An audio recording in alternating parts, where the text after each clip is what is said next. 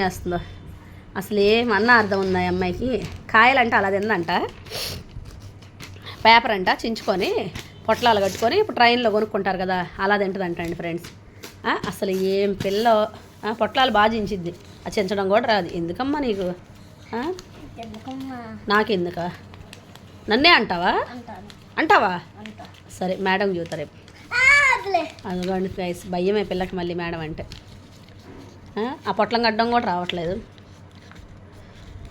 అబ్బో అలా కడతారా చుట్టూ? మళ్ళీ చూడుతుంది ఫ్రెండ్స్ ఈ అమ్మాయి. ఇప్పుడు దాంట్లో శనక్కాయలు పోసుకోవాలంట, రావట్లా. ఫ్రెండ్స్ ఫైనల్లీ మనల్నే అడిగింది, మనల్నే తిట్టిద్ది. అబ్బా మనల్నే మళ్ళీ అడిగిద్ది. సిగ్గులేదు మీ అల్లరి పిల్లకి అస్సలు. అబ్బా ఇందాక మరి నేను ఏదో ఎక్స్ట్రా మాటలు మాట్లాడింది కదండి మీ అల్లరి పిల్ల, విన్నారు అప్పుడు. ఫ్రెండ్స్ ఈ కాయలు పోసి నాకు ఒక పొట్లం ఇచ్చింది.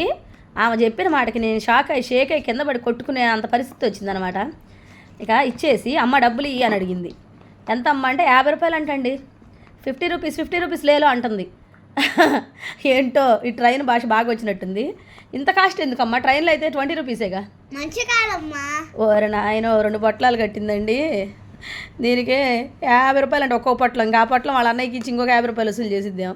కాయలు 50 రూపాయలకు కొనుక్కొచ్చి 100 రూపాయలు వసూలు చేస్తుందండి. మీ అల్లరి పిల్ల ఎంత తెలివి కలదో చూడండి అబ్బా అసలు.